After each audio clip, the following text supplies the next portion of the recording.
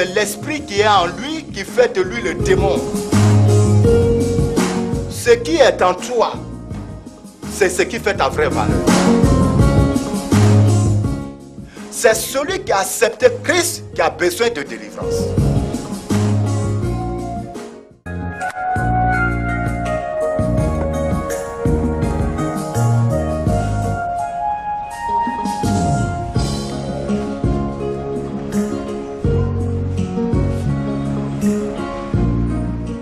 Dieu a dit à Moïse, il faut rassembler tous les anciens d'Israël autour de toi.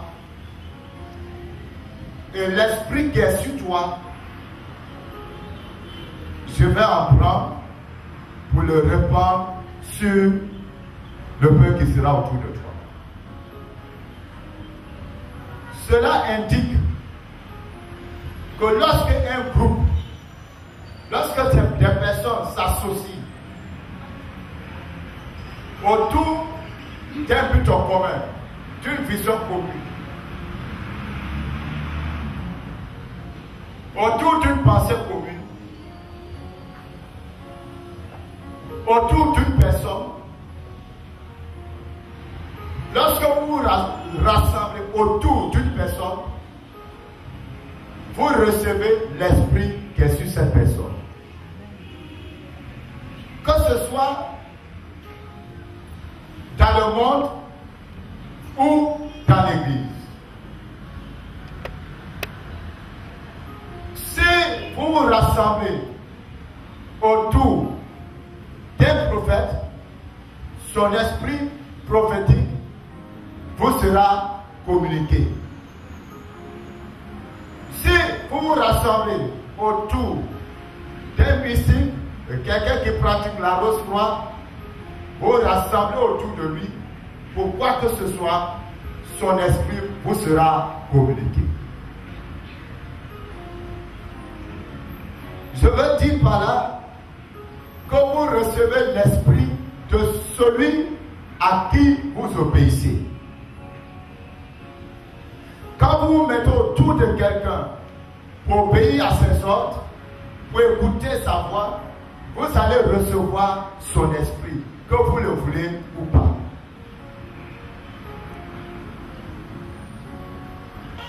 Le sang, ton âme est dans ton sang. Certains d'entre vous, il y a des oppressions démoniaques qui sont sur votre vie parce que vous avez fait des pactes de sang.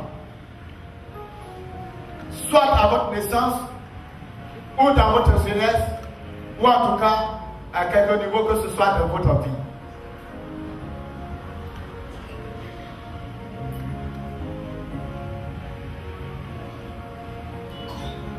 Il y a des personnes qui peut-être à leur naissance ou bien pendant qu'ils étaient malades ou bien ils avaient un problème quelconque, on les a amenés chez des féticheurs, des soi-disant guérisseurs. Le monsieur a pris un couteau ou bien une lame, il a fait des incisions dans leur corps. Il a peut-être mis des poutres dedans. C'est un pacte de sang. Les rapports sexuels aussi sont une autre forme de pacte de sang.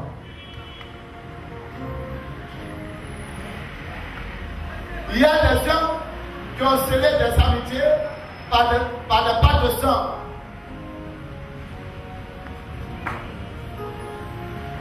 Ils ont mélangé leur sang au sein de leurs amis.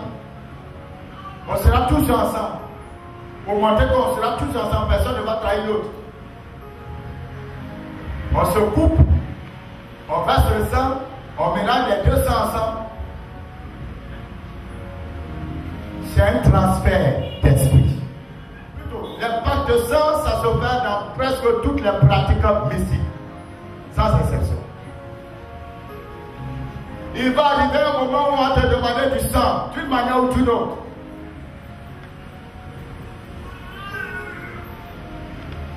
Devant, on te dit, il faut dans ta langue, on va couper un peu dessus. Enfin, on te fait une incision sur la langue. ou sur le dos, ou sur les mains, ou sur les pieds, ou sur le nombril, sur le ventre. Je commande que ce pouvoir, que ces marques qui sont sur votre vie, parce que ce sont des choses qui restent jusqu'à votre mort. Ces cicatrices, ça reste même jusqu'à votre mort. C'est comme des signatures, des marques indélébiles, ineffaçables. Et partout où vous passez, les démons vous reconnaissent par ces marques. À moins que la puissance qui est dans le sang de Jésus vous libère.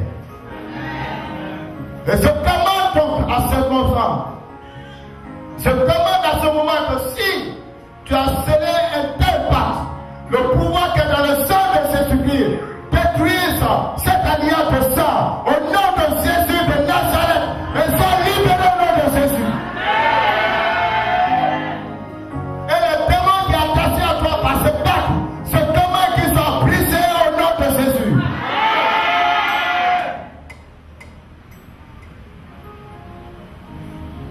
Alléluia. Nous pouvons également contracter les esprits par les orifices. Dans Genèse 31, le verset 34, Rachel est allée s'asseoir sur les idoles de son père. Vous allez constater que Rachel est la seule femme dans la Bible qui est morte sur le lit de couche.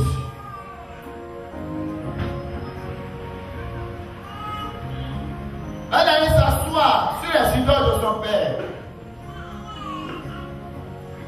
Quand son père a commencé à chercher ses idoles, on a fouillé dans chaque maison. Quand c'est elle qui avait volé les idoles, elle allait s'asseoir dessus. Le père dit à son papa, il ne faut pas te fâcher. Je suis dans ma période. Ce thème qu'elle a posé de manière ignorante a ouvert les portes de ces orifices au monde des ténèbres, parce que derrière l'idole, il y a un démon. Elle est morte. Plus tard, en accouchant Benjamin.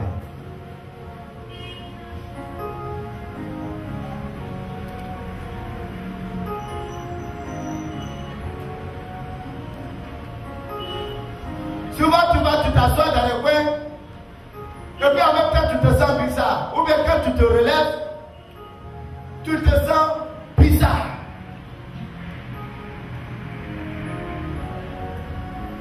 Et tu ne comprends pas pourquoi. Mais là où tu étais assis, il y a un démon qui était déposé là-bas. Il est passé par l'anus ou bien par le sexe pour rentrer en toi.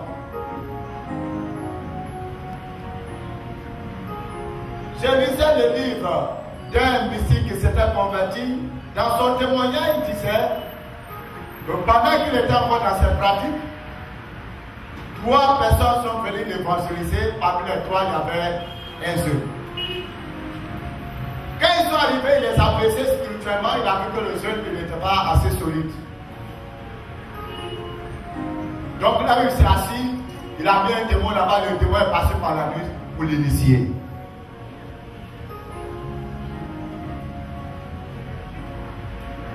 Tout en étant chrétien.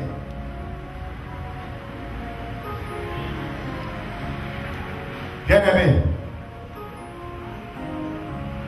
toutes les ouvertures qui sont en toi peuvent être des portes par lesquelles les démons vont rentrer dans ta vie.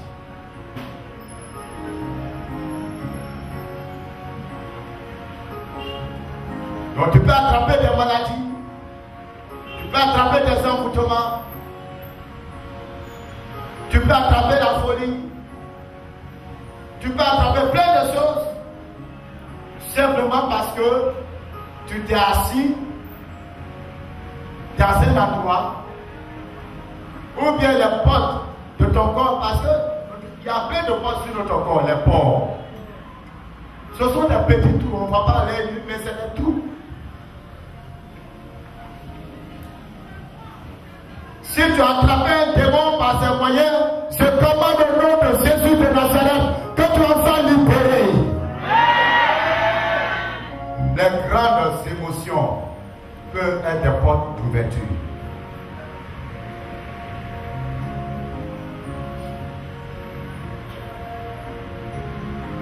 Les grandes douleurs, par exemple, les grandes tristesses, les grandes amertumes,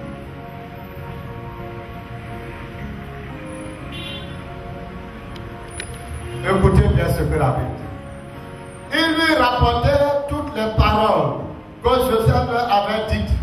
Il vit les chars que Joseph avait envoyés pour le transporter.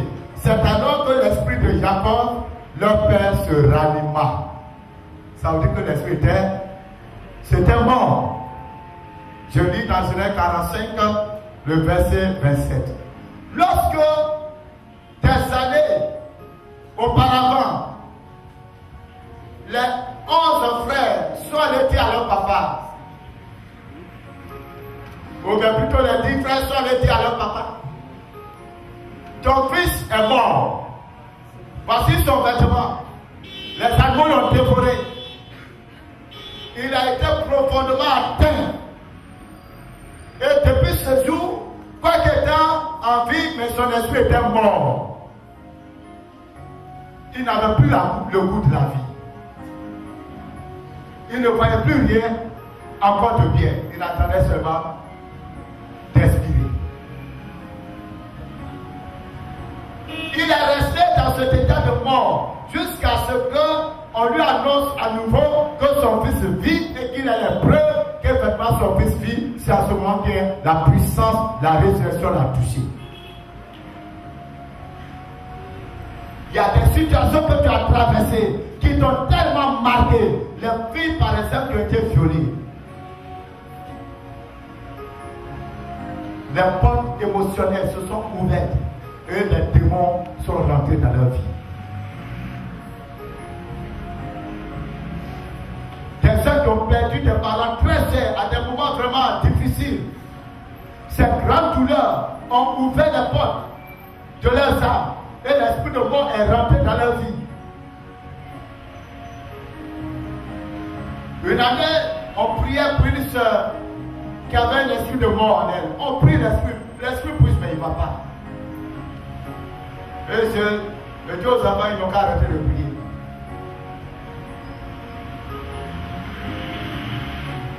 Et l'esprit me dit, son cœur est toujours attaché à ce mort, à sa mère qui est ici.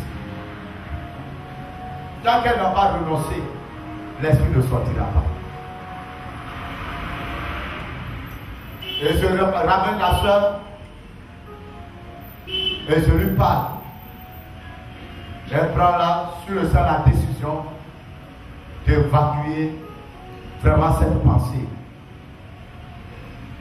Lorsqu'elle a évacué cette pensée et qu'on a repris la prière, sans tarder, le démon est sorti de son corps, l'esprit de mort est sorti. Les émotions, les fortes émotions que vous avez pendant certaines périodes ouvrent la porte de votre vie, surtout la porte de vos âmes, aux démons qui rentrent et qui deviennent à vous des esprits de mort, des esprits de destruction, des esprits d'amertume.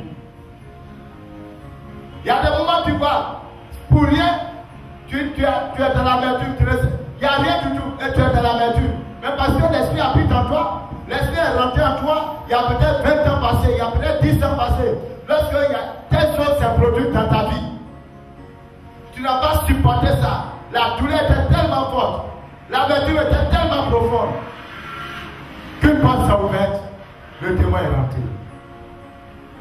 Si tu es dans ce cas, je déclare la délivrance au nom de Jésus.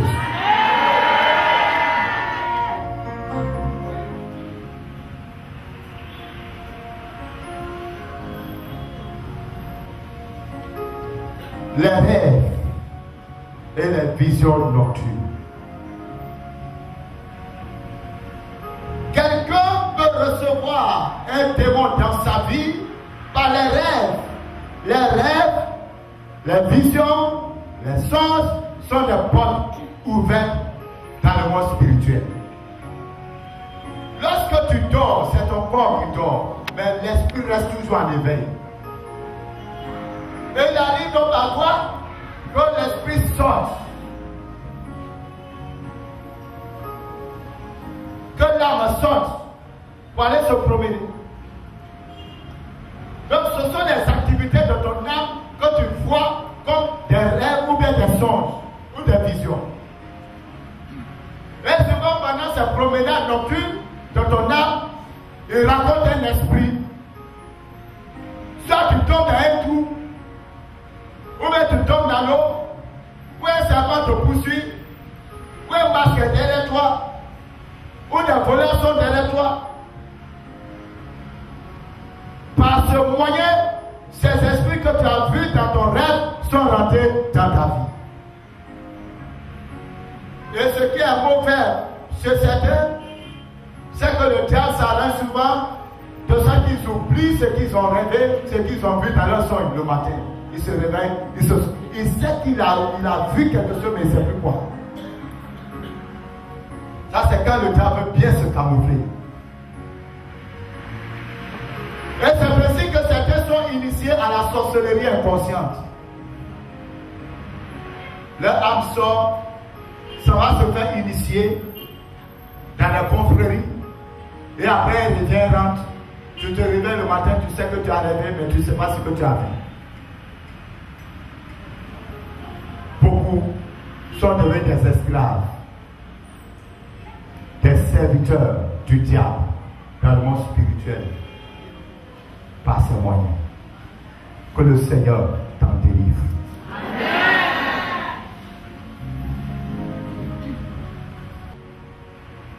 La distraction lors des moments intenses de combat spirituel.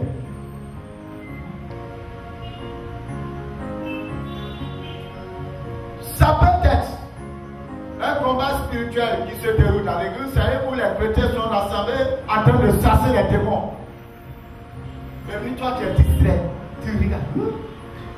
Si, regarde comment ce démon a fait. Pendant que tu as tes yeux ouverts, on a déjà dit que le démon peut rentrer par les yeux. Pendant que tu es distrait, au moment où tout le monde prie, tout le monde attaque les démons, tout le monde chasse les démons, toi tu es distrait, tu n'es pas en esprit. Le démon qui sort à gauche peut rentrer en toi. Et toi, tu vas quitter de ce moment de prière, possédé, au lieu d'être délivré, au lieu de sortir délivré, tu sors encore chargé des démons. Ça peut être un moment de combat spirituel même dans le monde. Quand il y a des démonstrations mystiques, où les gens vont regarder comment, sur nous, sur les abidis, où les gens se déchirent, où ils se déchirent. Et les gens ne comprennent pas qu'après toutes ces pratiques, ou avant toutes ces pratiques, il y a des morts. C'est le temps de combat spirituel.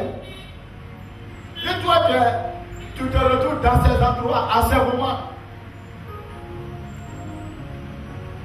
Tu es distrait. Tu vas ramasser un démon. Il n'y a rien à faire. Parce que ça ouvre la porte des émotions. La porte de l'âme est ouverte. Satan va toujours utiliser n'importe quelle porte que vous lui ouvrez pour rentrer dans votre vie. Lui ne se fait même pas prier.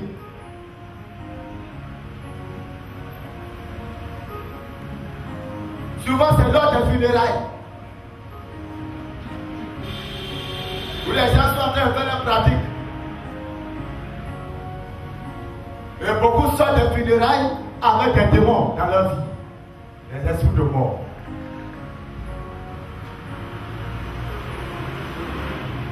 Que le Saint-Esprit t'éclaire et te délivre au nom de Jésus. Les noms.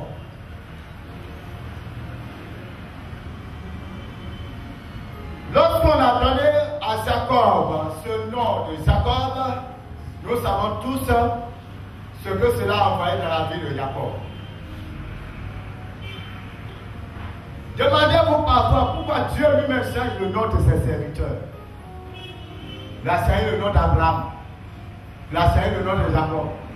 Il a sailli le nom de Simon. Pourquoi Dieu lui-même sait souvent les noms? Le nom indique ta personnalité. Et si ton nom veut dire Goli, dans ton ethnie, ton nom dit Goli. Ton nom veut dire le dernier. Ton nom veut dire le rejeté. Ton nom veut dire la mort. Et à chaque fois quand on t'appelle avec ce nom aussi, tu réponds. D'ailleurs, tu es obligé de répondre à c'est ton nom. Jacob était obligé de répondre à ce nom. Jacob, c'est son nom. Le nom, c'est ton identité. Si on t'a donné un nom démoniaque, ça va être une porte d'ouverture.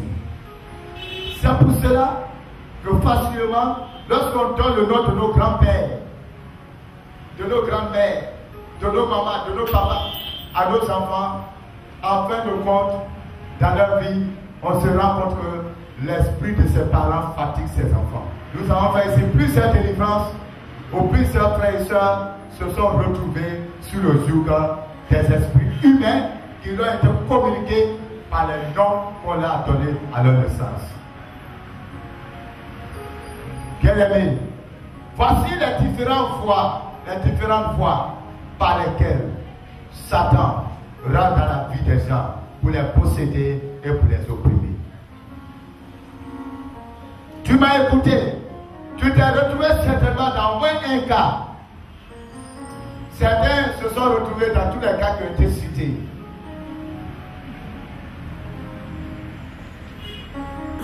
Le combat spirituel est une réalité qu'il ne faut pas ignorer. Je dis toujours, ne laissez pas les gens vous blaguer pour dire non, Jésus est déjà mort. Il a déjà tout accompli, Satan ne peut plus rien. Mais si Satan ne peut plus rien, alors il mange et dormit. Et puis les choses vont se passer facilement.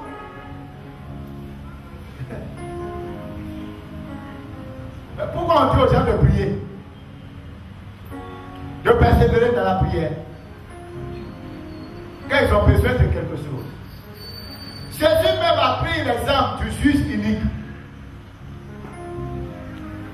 Ça veut dire qu'il y a des forces qui s'opposent à tes prières lorsque tu demandes quelque chose. Et il faut persévérer. Ça, il va finir par lâcher. Nous sommes là pour éclairer votre esprit sur le monde spirituel. Vous tous qui souffrez des œuvres des ténèbres, vous qui êtes fatigués de jeûner et prier sans résultat probant, la trompette a sonné. C'est l'heure de votre délivrance, c'est le temps de votre restauration. Rendez-vous au centre de prière Le Rocher de la Restauration des Nations, 6 à Yopougon-Toit Rouge, en face de la Poste, tous les dimanches de 13h à 19h. Réception tous les jeudis de 10h à 15h. Contact 00225 02 18 28 18 00225 08 48 56 58. Paix et vie.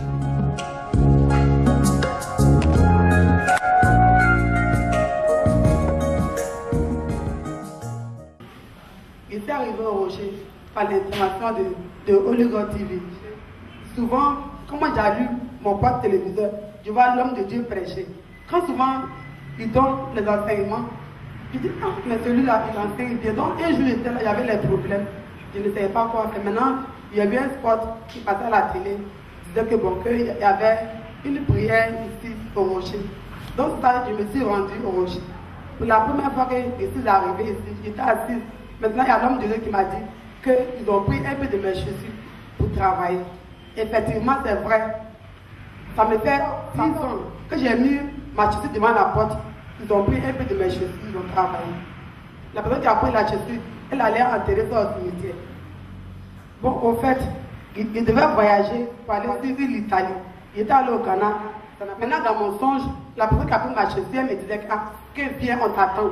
J'ai fait le songe à 2 fois. La même personne me disait qu'on t'attend. Donc, quand je suis quitté au Ghana pour venir, dans la même semaine qu'il était arrivé, j'ai mis ma chaussure devant la porte.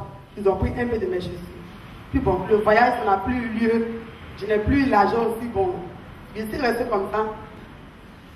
Ok, lorsque l'homme de Dieu t'a dit que ta chaussure, un pied de ta chaussure a été volé, qu'est-ce qu'il a fait? Ou bien s'est contenté juste de te dire c'est tout, c'est tout? Bon, l'homme de Dieu, quand il m'a dit qu'ils ont pris un peu de mes chaussures, il n'a pas prié pour moi. Il m'a simplement dit de regarder là où il allait mettre ses pieds. Donc, quand moi j'ai regardé là où il a mis ses pieds, moi aussi j'ai déposé mes pieds. C'est là que Dieu a fait le travail. C'est quoi le travail que Dieu a fait? Dieu a fait le travail. C'est quoi ce travail? Quel est ce travail que Dieu a fait? Qu'est-ce qui s'est passé ce jour-là, en ce moment précis? En ce moment précis, Dieu m'a libéré de la puissance de la sorcellerie qui minait ma vie. Comment tu sais que Dieu t'a libéré de cette puissance? Dis-nous, décris-nous un peu exactement comment ça s'est passé. Bon, je sais que Dieu a libéré, puisqu'ils ont pris ma chaussure depuis 10 ans. Moi, je vais à l'église, ça me fait 8 ans. C'est quand maintenant arrivé ici qu'il m'a dit qu'ils ont pris un peu de mes chaussures. Là, immédiatement, je me suis rappelé que ça fait 10 ans de cela qu'ils ont pris un peu de mes chaussures. Et puis, celle-même qui a pris ma chaussure a révélé comment elle a pris ma chaussure, où elle avait enterré tout ça. Et puis, elle a tout expliqué. Ok, donc ça c'était pendant que l'homme de Dieu t'avait dit de déposer les pieds là où il avait retiré le sien, que l'esprit de la personne qui avait pris ta chaussure s'est dévoilé. D'accord. Ensuite, qu'est-ce qu'il y a eu d'autre, n'est-ce pas, dans le temps que tu étais au rocher? Depuis que j'ai commencé à fréquenter, Dieu il essaie de me délivrer. Parce que je vais de délivrance en délivrance. D'accord. Donc après la délivrance de la personne qui a caché ta chaussure, d'abord c'est qui? Cette personne qui a caché ta chaussure? C'est ma marade. Donc après la délivrance de l'esprit humain de ta marade, qu'est-ce qu'il y a eu d'autre? Après la délivrance, il faut dire que du côté de ma mère, ils adorent l'eau. Ils adorent un poisson qui a un courrier sur le front. Donc en 2000, au moment que je devais voyager, on m'a dit que oui, qu'il y a que d'aller au village, il fallait faire le sacrifice. Sinon moi je ne pouvais pas voyager. Bon, il faut dire auparavant, bon, mon grand-père, un jour, ils sont là de l'eau en ce moment, ma mère était petite. Parce que l'eau, une fois qu'on adore, on appelle les gens pour venir faire les feux. Ma mère, elle était petite, ils lui ont demandé, mais qu'est-ce que tu veux? Elle a demandé les enfants à l'eau. Elle a dit à l'eau que moi je veux beaucoup d'enfants. Donc Dieu l'a donné 11 ans. D'accord, donc c'est à la suite de cela que tu es venu au monde. Oui, c'est à la suite de la question. Ok, donc le marabout t'a dit que l'eau a barré ta route, mais t'a dit d'aller faire quelque chose et il n'y a pas eu de résultat. Ok. Maintenant, pendant ce temps de prière, qu'est-ce qui s'est passé? Bon, pendant ce temps de prière, je suis venu au rocher. Dieu m'a délivré de l'esprit des eaux. Je me fatiguais. Dans ma famille aussi, personne ne se marie. À chaque fois, quand moi je viens à la prière, quand Dieu me délivre, il délivre aussi mes frères et sœurs qui sont à la maison. Acclame le Seigneur. Parce que il n'a pas passé, quand Dieu m'a délivré de l'esprit des eaux, quand je suis rentré à la maison, il y a mon petit frère qui est venu me voir et dit que lui, il y a quelque chose qui n'a pas compris. Qu'aujourd'hui, il a fait son. C'est comme il était dans un village, mais le village était au milieu de l'eau. Il y avait les morts partout. Donc, il a demandé un peu, mais ici, là, il y a encore ici, il y a trop de morts. C'est ça, le village a dit qu'ici, là, c'est comme ça. C'est la mort seulement qui est ici. Toi, maintenant, il était là, puis maintenant, il y a un autre monsieur qui est venu dire mon petit, aujourd'hui, là, il ne faut pas dormir ici. Qu'il y a un bateau qui vient chercher les gens. Que le bateau, là, il vient une fois. Quand il vient, il prend une personne pour aller avec. Donc, aujourd'hui, là, il ne faut pas dormir, le bateau, là, va venir. Donc, maintenant, mon petit frère dit, il est parti, il était arrêté au bord de l'eau. Et puis, il a vu une pinasse qui venait. Et puis maintenant, il s'est rappelé qu'on lui a dit que quand le bateau là vient là, il prend une seule personne. Donc il dit qu'il était arrêté. Maintenant, il a vu le bateau venir. Quand le bateau est arrivé vers lui, le bateau voulait se retourner. Quand il a bondi, qu'il a sauté dans le bateau. Mais le bateau là cassait les murs avec lui. Et puis il s'est retrouvé dans un endroit où il était bien habillé. En tout cas, il était à l'aise quoi. C'est que Dieu l'a délivré de l'esprit de Dieu.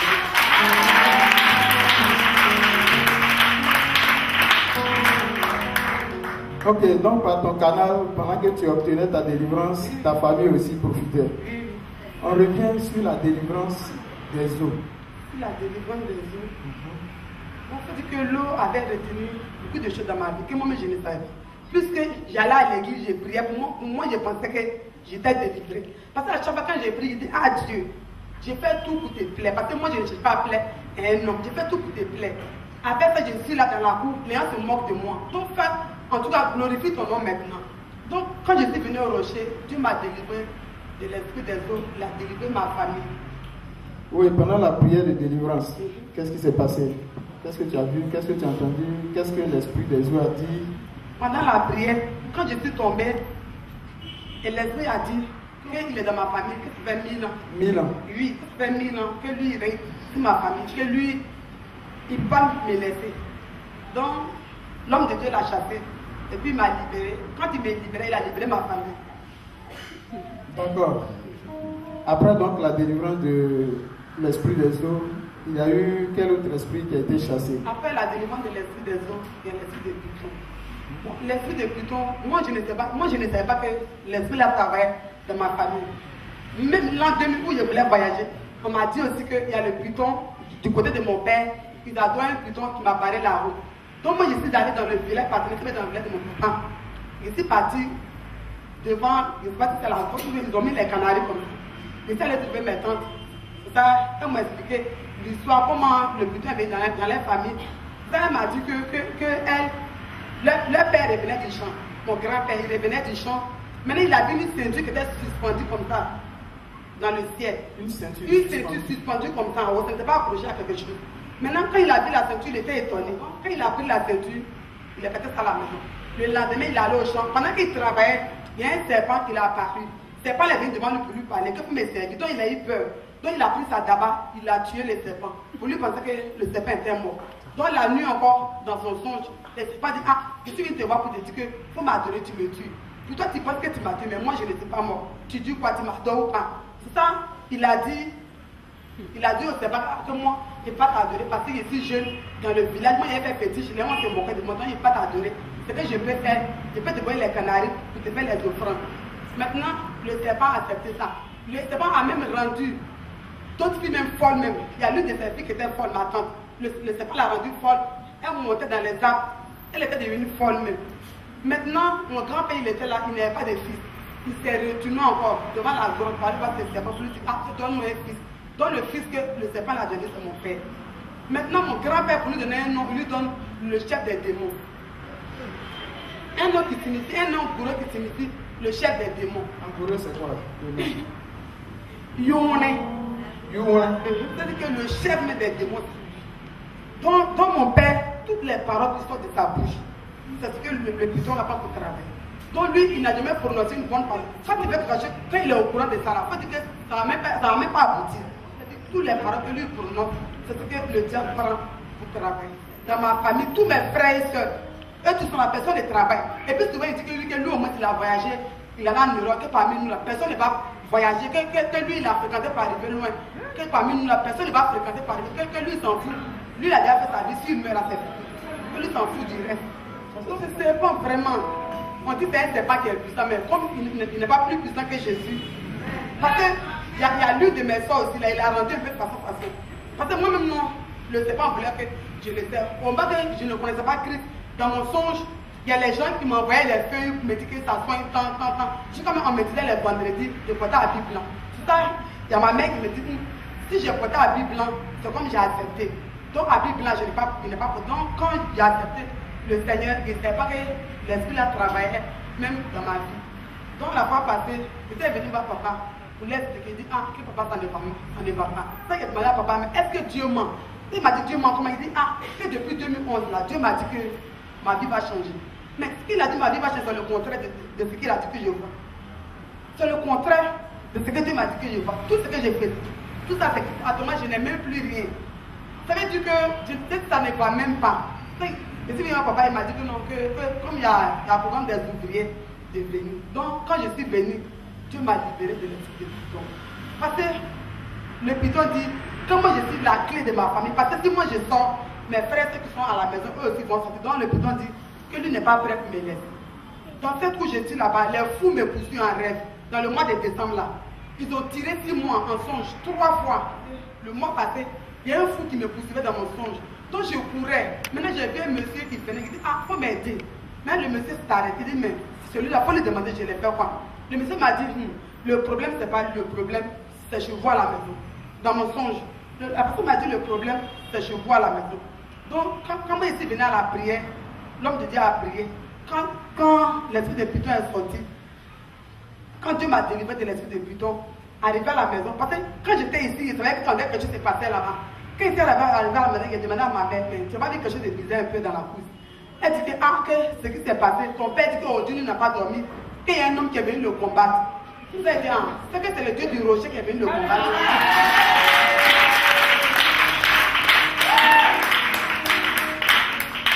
Donc maintenant, lundi matin, il y a mon petit frère qui est venu me voir.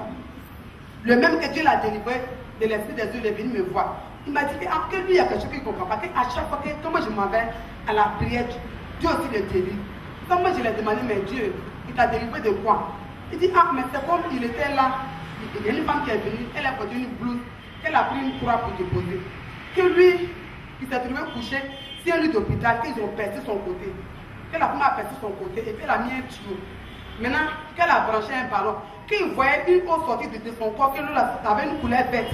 Qu'il voyait l'eau sortir de son corps, il est dans le sachet, il voit l'eau. Mais quand l'eau a sorti dans son corps, il est dans le sachet, il voit que c'est les petits serpents qui étaient morts.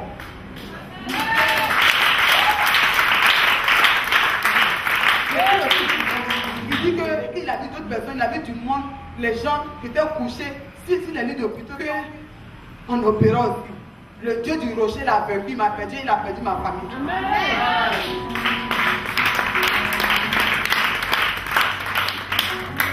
Je veux dire à mes frères et sœurs qui sont chrétiens comme moi, qu'il y a des gens que Dieu a mandatés pour la délivrance. Il y a des gens que Dieu a mandatés pour la délivrance. Toi qui es chrétien, toi qui souffres, viens au rocher. Parce qu'au rocher, Dieu agit. Dieu est réel, il est vivant.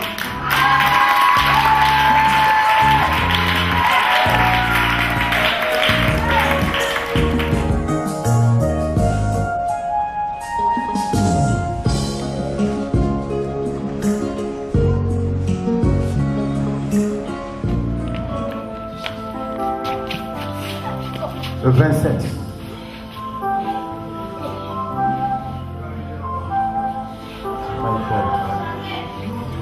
Nom de Jésus. Nom de Jésus de Nazareth.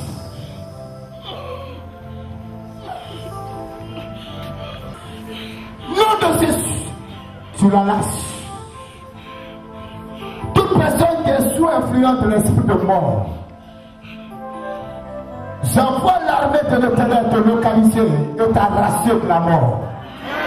Soyez libérés au nom de Jésus.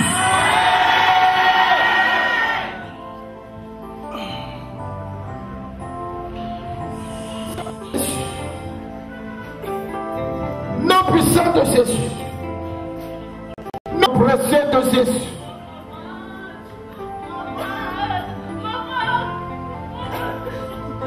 Nom puissant de Jésus. Nom puissant de Jésus. Fire, fire, fire, fire. Poison dans son corps. Toute personne qui a du poison dans son sang. Toute personne qui a du poison dans ses os. Toute personne qui porte du poison. Au nom puissant de Jésus-Christ, je prie pour chacun de vous. Recevez la délivrance. Bannissez le poison. Bannissez le poison. Bannissez le poison. Verset 10. Verset 10. Verset 10. Verset 10. Verset 10. Verset 10. Verset 10.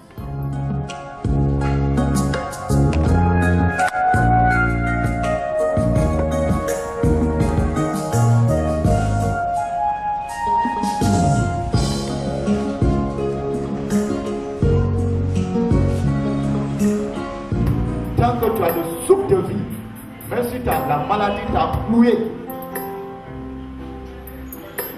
que tu ne peux même pas manger toi-même, mais au moins tu respires encore, tu ne dois pas accepter que la défaite est le dernier mot. Parce que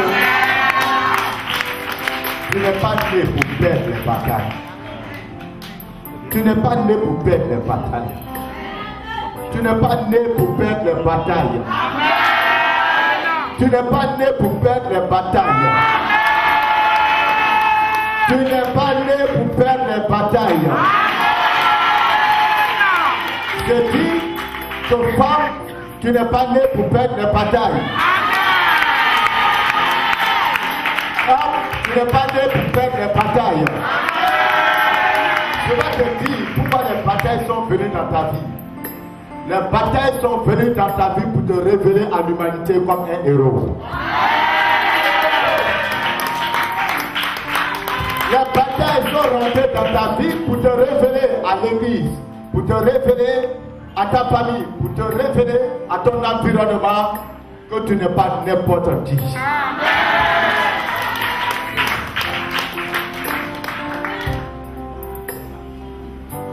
Tu n'es pas né pour perdre la bataille. La Bible dit que les héros se lèvent.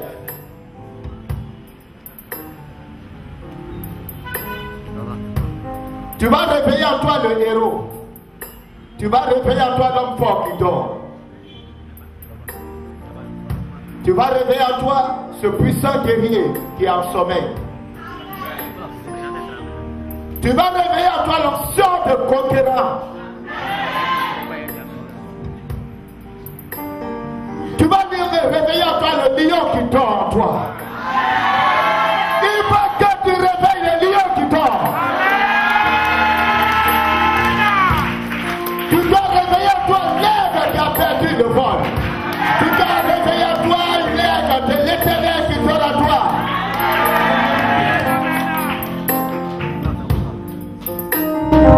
Il faut que tu réveilles l'héros qui dort. Il faut que tu le réveilles. Amen.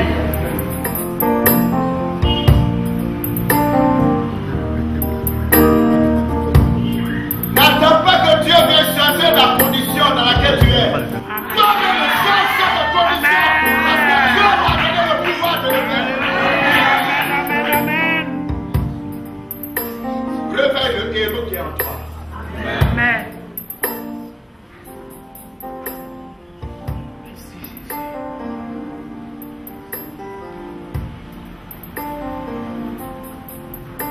Cette ciel n'est pas pour toi. Ce fardeau n'est pas pour toi. Amen. Cette pauvreté n'est pas pour toi. Amen. Cette maladie n'est pas pour toi. Amen. Ce célibat n'est pas pour toi. Amen. Cette stérilité n'est pas pour toi. Amen.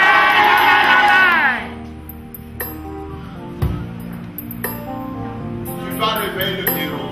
Ne cesse pas le héros dans le prophète qui est devant toi. Amen. Le héros est cassé en toi. Réveille-le ce soir et tu verras que ton monde va changer.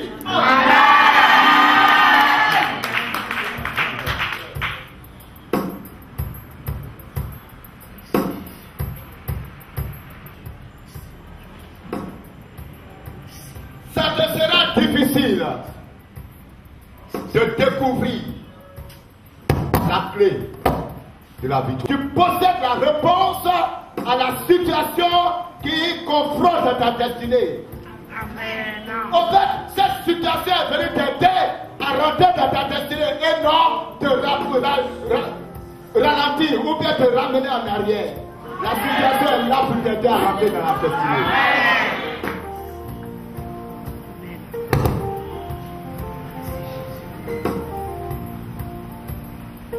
Tu dois pouvoir transformer ton monde en réveillant le héros qui est à toi et découvrir la solution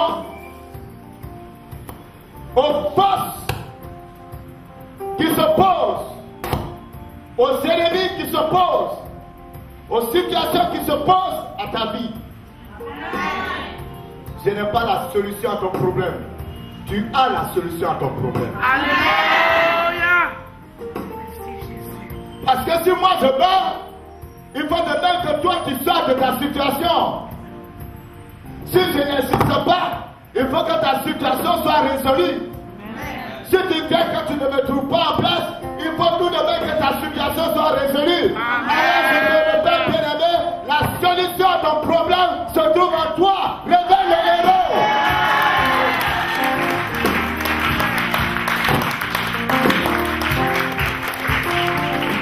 Réveille le héros. n'arrivera pas, que cela n'aura pas lieu. Si la sorcellerie a dit que tu vas mourir pauvre, la sorcellerie a dit que tu dois retourner au village, que ce village tu vas terminer ton parcours, la sorcellerie a dit que tu vas finir par dépendre des autres dans la vie, tu vas tendre la main aux autres, tu seras un mendiant. Et la sorcellerie a décrété que toi, tu resteras misérable, pauvre, stérile, célibataire, sauveur, sans travail, mendiant. Ce n'est pas Dieu qui a décrété cela. Et tant que Dieu n'a pas décrété quelque chose dans ta vie, tant que ce n'est pas l'Éternel qui a parlé, tant que l'Éternel n'a pas décidé, parce que Dieu n'a pas décidé.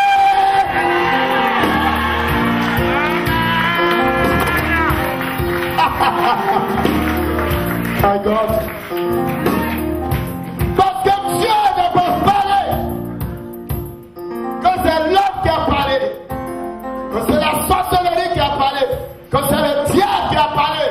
C'est encore possible de changer la nuit en jour. Faites de ta nuit le jour, crée le jour de la nuit qui est dans ta vie. Tu peux créer le jour de la nuit démoniaque que Satan a envoyé dans ton existence. Tu peux créer la lumière de la ténèbres que Satan a envoyé dans ton existence. Tu peux créer la vie de la mort que Satan a envoyé dans ton existence, bien-aimé.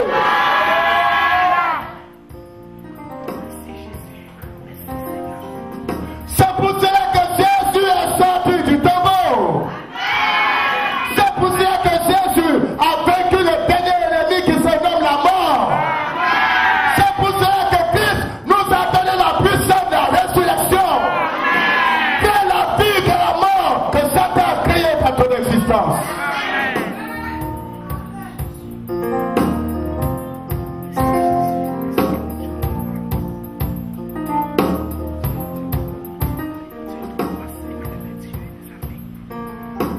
Il faut créer la vie. Ne compte pas sur quelqu'un. Parce que le potentiel a été déposé en toi. Réveille. Réveille ce potentiel. Fais vivre le pouvoir qui est en toi. Réveille le pouvoir qui est en toi. Réveille le Dieu qui est en toi. Réveillez le lion. Réveillez le lion. My God. N'essaie pas de mourir dans la situation.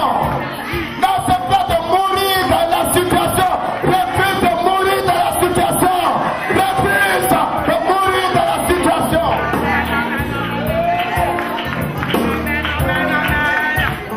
La victoire et le siècle de ton existence ne viendra pas, ou plutôt ne viendront pas de la part de la sorcellerie, de Lucifer, des démons, des dragons, des mystiques. Mais le siècle de ta vie et la victoire de ta vie viendront de toi-même, bien-aimé. Car Dieu dispose favorablement les décès de nos ennemis en notre faveur pour te triompher le règne de sa gloire.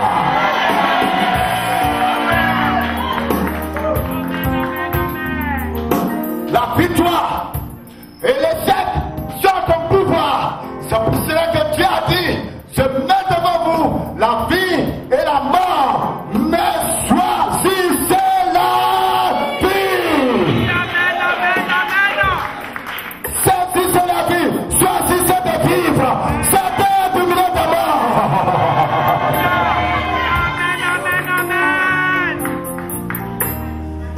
Satan qui va vous garder de la mort, séparez de vous de lui. C'est la femme qui va vous maintenir de la mort. Satan du milieu d'eux. Satan de cette situation qui va vous maintenir de la mort. Car Jésus est ressuscité et tu es ressuscité avec Jésus de Nazareth.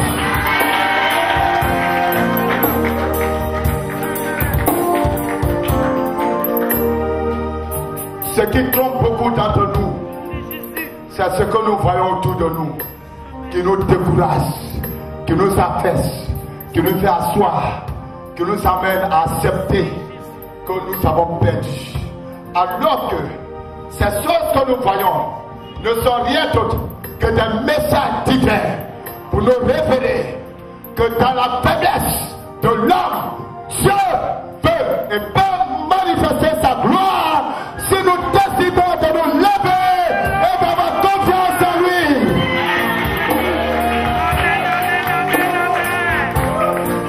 Quand tu regardes à gauche, tu vois la pauvreté.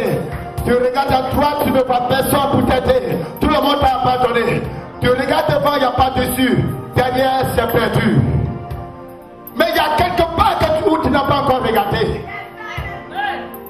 Tu as regardé à gauche, tu as regardé à droite, tu as regardé devant, tu as regardé en bas. Tu n'as rien vu pour t'encourager. Mais il y a un endroit que tu n'as pas encore exploré. Il y a un endroit où tu n'as pas encore fixé les regards. Il y a quelque chose que tu n'as pas encore vu. My God. Tu es merveilleux, Seigneur. Merci, Jésus. Le prophète Esaïe a dit, fixez les regards. Alléluia. Il y a un endroit où tu n'as pas encore fixé les regards. Tu n'as pas encore fixé les regards au trône du Dieu glorieux qui vit éternellement. Qui vit éternellement. Dans la promesse, c'est oui et amen.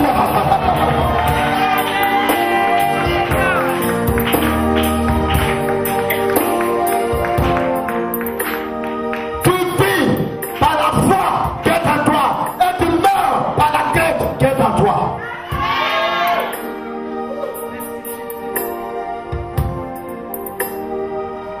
Je répète ça, tu vis par la foi que tu as et tu meurs par la crainte, la peur qui t'habite. La foi te fera vivre, la peur te fera mourir. Merci, Jésus. Alléluia. La peur du lendemain, la peur de ce que les gens vont dire de moi, la peur de ce que les gens vont penser de moi, la peur de ce que les gens racontent sur moi, la peur du nom que les gens me donnent, la peur de quand tu racontes, la peur de qu'est-ce qui va se passer, la peur de qu'est-ce qui se passe à moi, la peur de qu'est-ce qui se passe autour de moi, la peur de la nuit, la peur du jour, la peur des hommes, la peur des démons, la peur du vent, la peur de la tempête, la peur des épreuves, la peur de détruire, mais la foi dans le Dieu ressuscité te baptise. La foi te donne les ailes pour prendre la vol et d'aller au-dessus des montagnes, des problèmes, aller au-dessus des montagnes, des difficultés. La foi vivante fera de toi un héros. La foi vivante fera de toi une héroïne.